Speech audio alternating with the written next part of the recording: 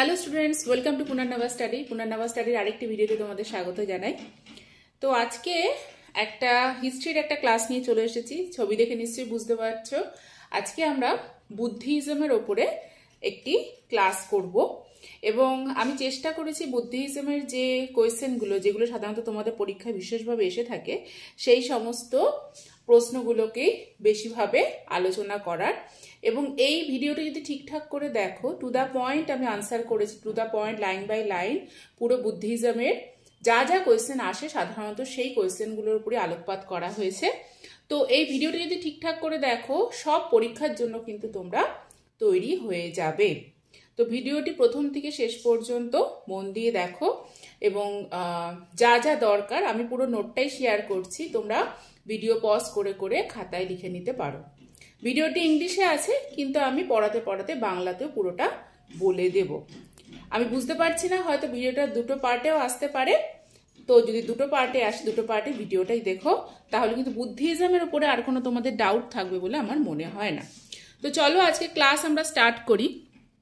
Buddhism যখনই বলা হয় তো আমরা জানি যে ফাউন্ডার অব দ্য বুদ্ধিজম অর্থাৎ বুদ্ধিজম অথবা যে আমাদের বৌদ্ধ ধর্ম সেই বৌদ্ধ ধর্ম কে এনেছিলেন বা ফাউন্ডার কে আমরা জানি, কে না, গৌতম বুদ্ধা।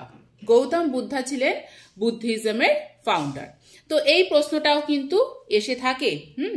পরবর্তী যে প্রশ্নগুলো আমাদের আছে দেখে নাও, যে life of Buddha. Life of Buddha থেকে কিন্তু তোমাদের অনেক রকমের কোয়েশ্চেন আসবে এবং লাইফ অফ বুদ্ধা থেকে ছোট ছোট ছোট ছোট সব প্রশ্ন আসে। সেই প্রশ্নগুলো আমি ধীরে ধীরে তোমাদের এখন একটার পর একটা আলোচনা করে দেব। তো দেখো ফার্স্টে যেটা আসবে যে Gautam Buddha born in 563 BC. Gautam Buddha কবে জন্মগ্রহণ করেছিলেন না 563 বিফোর ক্রাইস্ট, যীশু খ্রিস্টের জন্মের 563 বছর আগে, 563 বিসি। ঠিক আছে, ওয়াইডলি অ্যাকসেপ্টেড, দেখো এখানে লেখা রয়েছে যে ওয়াইডলি অ্যাকসেপ্টেড। ওকে, এবং পরেরটা কি, কোথায় জন্মগ্রহণ করেছিলেন? At Lumbinivana in Kapilavastu in the foothills of Nepal. নেপালের লুম্বিনাভার কপিলাবস্তুতে গৌতম বুদ্ধ জন্মগ্রহণ করেছিলেন। কবে জন্মগ্রহণ করেছিলেন? On Baishakhi Purnima day. আমরা এখনো জানি যে বৈশাখ মাসের কোনো এক পূর্ণিমাতে গৌতম বুদ্ধের আমরা এখনো কি করি, জন্মতিথিটা পালন করে থাকি। তো সেটা কবে হয়েছিল না বৈশাখী পূর্ণিমার দিন গৌতম বুদ্ধ জন্মগ্রহণ করেছিলেন। কোথায় জন্মগ্রহণ করেছিলেন? ইনা শাক্য ক্ষত্রিয় ক্ল্যান। ক্ল্যান মানে হচ্ছে শাখা, শাক্য ক্ষত্রিয় ক্ল্যান অর্থাৎ শাক্য বংশ, ক্ষত্রিয়দের একটি বংশ যার নাম হচ্ছে শাক্য। সেই শাক্য ক্ষত্রিয় বংশে গৌতম বুদ্ধ জন্মগ্রহণ করেছিলেন। তার বাবার নাম কি ছিল? Father's name Shuddhodana. কি নাম ছিল? শুদ্ধধন। ঠিক আছে, বাংলায় উচ্চারণ হবে শুদ্ধধন। কি ছিলেন তিনি? কোথাকার রাজা ছিলেন? Chief of Republican Shakya clan. এই যে শাক্য বংশের নাম করা হলো, সেই শাক্য বংশের রাজা ছিলেন হচ্ছে তার বাবা শুদ্ধধন। মাদার্স নেম, মায়ের নাম কি ছিল? মহামায়া। কি নাম ছিল? মহামায়া। ওকে, উনি কোন ডাইনেস্টির বা কোন রাজবংশের ছিলেন? কোশালা ডাইনেস্টি। কি না? কোশালা ডাইনেস্টি। ঠিক আছে, তো বাবা এবং মায়ের নাম হয়ে গেল। এরপরে আসছে বুদ্ধের জন্মের একের পর এক ঘটনা। কি না? After the 7 days of birth of Buddha his mother died. তার জন্মগ্রহণ করার 7 দিনের মাথায় তার মা অর্থাৎ মহামায়া দেবী মারা যান। ঠিক আছে, হিজ ফস্টার মাদার। তো মা মারা গেলেন, তো ন্যাচারালি তাকে মানুষ করেছিলেন তো কেউ। তো সেই ফস্টার মাদার কে ছিলেন? মহাপ্রজাপতি গৌতমী। কি নাম ছিল? মহাপ্রজাপতি গৌতমী। এবং বলা হয়ে থাকে এই মহাপ্রজাপতি গৌতমী তাকে মানুষ করেছিলেন বলেই তার নাম গৌতম। ঠিক আছে, he was married at age of 16। 16 বছর বয়সে তার বিবাহ দেওয়া হয়। এখানে অনেক মানে অনেক গল্প আছে, বা গল্প না, এটা হিস্ট্রি আমরা বলবো, কারণ এই সমস্ত ঘটনাগুলো ঘটেছিল। কি ধরনের ঘটনা না একটু তোমাদের বলি, যে গৌতম বুদ্ধ জন্মগ্রহণ করার পর তার বাড়িতে কিছু ঋষিরা এসেছিলেন, হ্যাঁ সন্ন্যাসীরা এসেছিলেন এবং তারা বলেছিলেন যে তোমার এই ছেলে কিন্তু বেশি দিন সংসারে থাকবে না, সেই সংসারে কিন্তু বেশি দিন থাকবে না, সংসার থেকে বেরিয়ে যাবে। তো তার বাবা অর্থাৎ শুদ্ধোধন যিনি ছিলেন, রাজা শুদ্ধোধন, তিনি চেয়েছিলেন যে গৌতম বুদ্ধকে কিভাবে সংসারের বাঁধনে আটকে রাখা যায়। ছোটবেলা থেকে অনেক বিলাস বৈভবে তাকে মানুষ করা হয়েছে এবং খুব অল্প বয়সে 16 বছর বয়সে তাকে বিয়ে দেওয়া হয়। কার সাথে বিয়ে দেওয়া হয় না, ওয়াইফস নেম, দেখো ওয়াইফস নেম কে, যশোধরা, যশোধরা, বাংলা উচ্চারণ হবে যশোধরা, ইংলিশে আমরা বলবো যশোধরা। হ্যাঁ, বা তার আরেকটি নাম আছে কি, গোপা, যশোধরা বা গোপা। তিনি কোন ডাইনেস্টির ছিলেন? তিনি ছিলেন কোলি ডাইনেস্টি। কোন ডাইনেস্টি? কোলি ডাইনেস্টি। তো এই হচ্ছে লাইফ অফ বুদ্ধার প্রথম দিকের কিছু কোয়েশ্চেন। এখান থেকে কিন্তু ভীষণ ইম্পর্টেন্ট যে কোয়েশ্চেনগুলো আসে সাধারণত এই 563 BC বুদ্ধদেবের মানে গৌতম বুদ্ধের জন্ম কোন সালে হয়েছিল ভীষণ আসে, কোথায় হয়েছিল, বাবা মার নাম, প্রত্যেকটা প্রশ্ন কিন্তু ভীষণভাবে গুরুত্বপূর্ণ। পরের স্লাইডে চলে যাই। পরের স্লাইডে আছে গৌতম বুদ্ধ জন্মগ্রহণ করলেন এবং তারপরে আমরা পড়লাম তার বাবা মা, তার ফস্টার মাদার এবং তার যার সাথে বিয়ে হয়েছিল যশোধরা, ঠিক আছে। তো তাদের নাম আমরা একে একে সব পড়লাম। এবার আমরা গৌতম বুদ্ধের কি না পরবর্তী জীবনে চলে আসি। পরবর্তী জীবনে অর্থাৎ গৌতম বুদ্ধ যখন সংসার ত্যাগ করছেন ঠিক সেই সময়টা গৌতম বুদ্ধকে চারটি দৃশ্য বা 4 সাইটস ভীষণভাবে প্রভাবিত করেছিল, যে কারণে এই 4টি জিনিস দেখে সে সংসার ত্যাগ করেছিল। ওকে, কি কি দেখো আমি বলছি। প্রথমটা হচ্ছে অ্যান ওল্ড ম্যান, একজন বৃদ্ধ মানুষ, কি না অ্যান ওল্ড ম্যান। দ্বিতীয়টা কি, আ ডিজিজড পারসন, হ্যাঁ একজন রুগ্ন মানুষ, এবং আমি একটি জায়গায় পড়েছি যে কুষ্ঠ হয়েছিল, যে মানুষটিকে উনি দেখেছিলেন কুষ্ঠ হয়েছিল, তো সেই রকম একজন ডিজিজড পারসনকে দেখেছিলেন। এবং আর ডেড বডি, একটি মৃতদেহ, এবং অ্যান অ্যাসেটিক অর্থাৎ কি একজন সন্ন্যাসী। হ্যাঁ, এই 4টে সাইড কিভাবে তাকে প্রভাবিত করলো দেখো। ওল্ড ম্যান, একজন বৃদ্ধ মানুষ, যখন একটি মানুষ বৃদ্ধ হয়ে যায়, জরা ব্যাধিতে আক্রান্ত হয়, প্রত্যেকেরই জীবনে এই সময়টা আসে, কারো কম ভোগ থাকে কারো বেশি ভোগ থাকে। তো ওরকম একজন ওল্ড ম্যানকে তার দেখে না তার খুব কষ্ট হয়েছিল যে মানুষ বৃদ্ধ হয়ে যাচ্ছে, কষ্ট পাচ্ছে, কেন কষ্ট পায়। দ্বিতীয়ত আর ডিজিজ পারসন, যখন কারো একটা শরীর খারাপ থাকে বা শরীরে কোনো রোগ ভোগ থাকে তো ন্যাচারালি তার কষ্ট হয়, তো সেটা দেখেও সে ভেবেছিল যে মানুষ কষ্ট পায় কেন।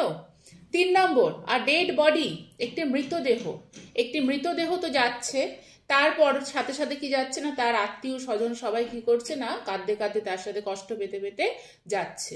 তো এই ডেড বডি দেখেও কিন্তু তার ভীষণভাবে একটা মনে হয়েছিল যে মানুষ কষ্ট কেন পায়, কি কারণে কষ্ট পায়।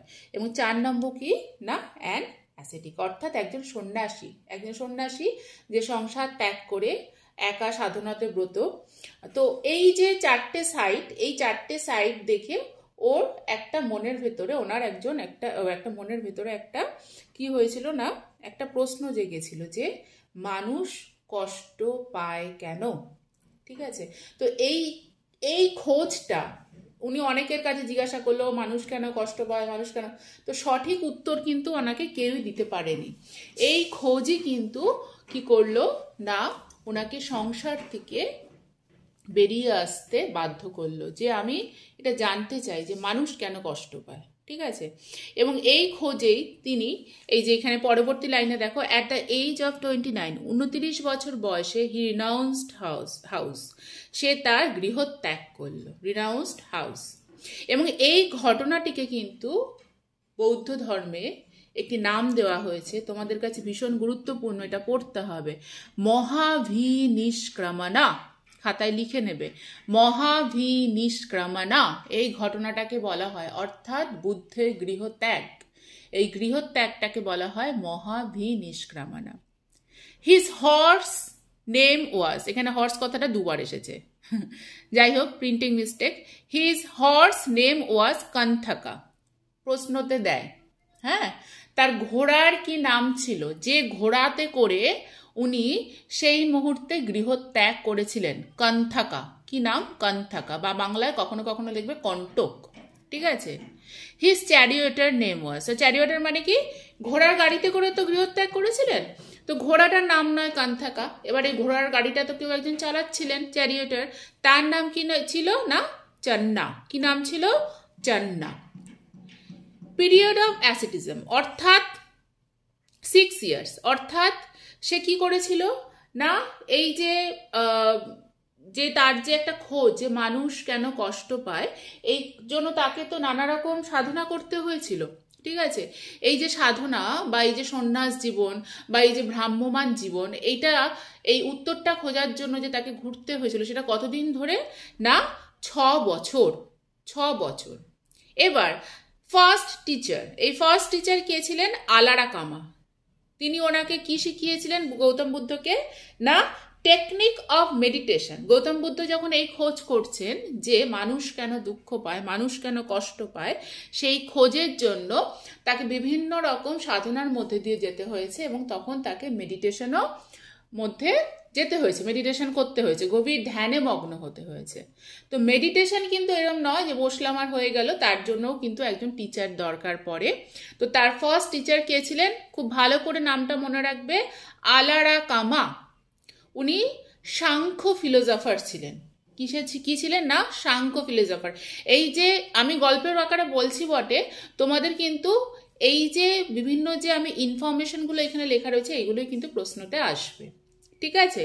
সাংখ্য ফিলোসফার ছিলেন আলারা কামা, যিনি ওনাকে প্রথম মেডিটেশন টেকনিক শিখিয়েছিলেন, ঠিক আছে। তারপর he attend nirvana after 49 days of continuous meditation under a peepal tree.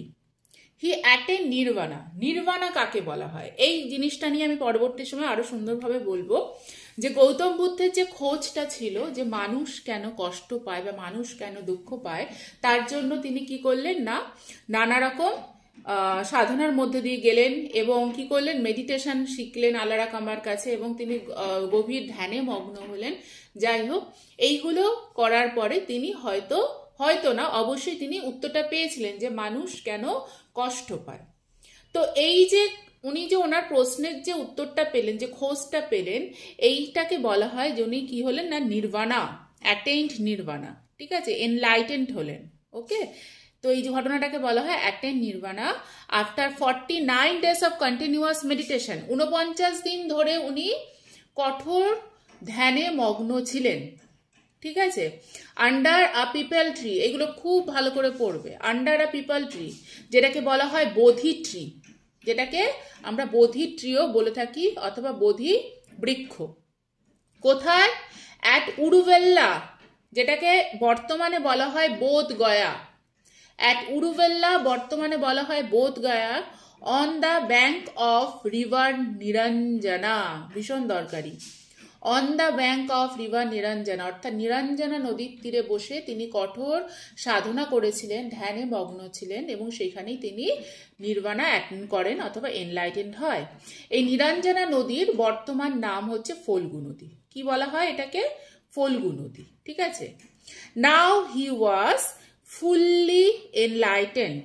এখন কি হলো না উনি ফুললি এনলাইটেন্ড, অর্থাৎ এই ঘটনাটাকে বলা হচ্ছে নির্বাণা এবং উনি ফুললি এনলাইটেন্ড এবং তারপরই তার নাম হয় কি না বুদ্ধা অর তথাগত। কি নাম হয় তার? বুদ্ধা অর তথাগত, ঠিক আছে। তো এরপরে আমি ছোট্ট ছোট্ট কিছু ইনফরমেশন, যে কটা ইনফরমেশন তোমরা এই এতক্ষণে পড়লে তার কটা ইনফরমেশন দিয়েছি। যেমন নেম অফ বুদ্ধা, বুদ্ধার কিছু নাম আছে যে নামে গৌতম বুদ্ধকে আমরা চিনে থাকি। না, প্রথম নাম কি? সিদ্ধার্থ, তার চাইল্ডহুড নেম, তার ছোটবেলার নাম ছিল কি না সিদ্ধার্থ। দ্বিতীয় নাম কি? তথাগত, ঠিক আছে। তৃতীয় নাম শাক্যমুনি, পরীক্ষায় প্রচন্ড আসে, শাক্যমুনি কার নাম? ঠিক আছে, গৌতম বুদ্ধ। চতুর্থ নাম লাইট অফ এশিয়া, কে দিয়েছিলেন? এডউইন আমন্ড, ঠিক আছে, এডউইন আমন্ড। কি নাম? না লাইট অফ এশিয়া। পঞ্চম নাম লর্ড বুদ্ধা। ষষ্ঠ নাম কি? বোধিসত্ত্ব, ঠিক আছে। এই কটা নাম কিন্তু তার ছিল। আমি আজকের ক্লাসটা এই পর্যন্তই রাখবো এর পরবর্তী যেটুকু আছে সেটুকু আমি পরের দিনের ক্লাসে আবার আলোচনা করব। তোমরা এইটুকু আগে খুব ভালো করে পড়ো। আমি আরেকবার স্লাইডগুলো ওপেন করছি। গৌতম বুদ্ধা ফাউন্ডার এবং তারপরে লাইফ অফ গৌতম বুদ্ধা, গৌতম বুদ্ধর জীবনের যে যে ঘটনাগুলো আছে, যে যে নামগুলো আছে, বাবা মা, তার স্ত্রী, তাকে যে মানুষ করেছিল, তার ফস্টার মাতা, তাদের নাম, তার নাম ইত্যাদি সব কিছু আছে। এইগুলোকে তোমরা খুব ভালো করে নোট ডাউন করে এই জায়গাটুকু তৈরি করে ফেলো, ঠিক আছে? নেক্সট যেটুকু আছে আমরা সেটা পরের ক্লাস, আশা করছি কালকে বা পরশুদিন সেই ক্লাসটা আমি ডাউনলোড করে দেব, সেই ক্লাসে আলোচনা করব। তো যদি এই ক্লাসটা ভালো লাগে বা যদি কিছু শিখে উঠতে পারো তাহলে তুমি লাইক, শেয়ার, সাবস্ক্রাইব করতে পারো, ঠিক আছে? আর আমাদের ইনস্টিটিউটের নাম হচ্ছে পুনর্নবা কম্পিটিটিভ ইনস্টিটিউশন। আমাদের ইনস্টিটিউশন অবস্থিত হচ্ছে শ্রীরামপুর এবং আমাদের নতুন ব্রাঞ্চ ওপেন হচ্ছে ভদ্রেশ্বরে। যদি কেউ আমাদের সাথে যোগাযোগ করতে চাও তাহলে 6289016656, আমি আবার বলছি 6289016656, এই নাম্বারে যোগাযোগ করতে পারো, ঠিক আছে? তো আজকে এই পর্যন্তই, আসছি আবার নতুন ভিডিও, নতুন ক্লাস নিয়ে। সবাই খুব ভালো থাকো এবং পড়াশুনোর মধ্যে থাকো। আমাদের এর ঠিক দ্বিতীয় পার্টটি খুব তাড়াতাড়ি আসবে এবং পুনর্নবা স্টাডিতে যুক্ত থাকার জন্য তোমরা আমাদের চ্যানেলটি সাবস্ক্রাইব করো। এখানে অঙ্ক, জিআই, জিকে বিভিন্ন ক্লাস খুব সুন্দরভাবে ডেসক্রিপটিভ এবং শর্ট সব কিছুই আমাদের এখানে আলোচনা করা হয়, ঠিক আছে? তো আজকে এই পর্যন্তই, আসছি আবার একটা নতুন ক্লাস নিয়ে।